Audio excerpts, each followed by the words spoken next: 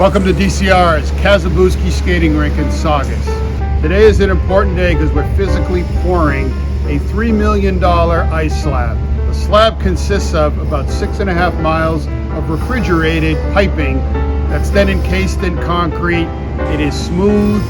That becomes the surface that we build ice on. That surface is surrounded by dasher boards and glass. Then we have, for hopefully the next 40 years, a reliable, dependable ice skating surface. The rink has been under construction for the last 4 months. We expect to have it open for this winter 2021. We are pointing to the start of public high school hockey.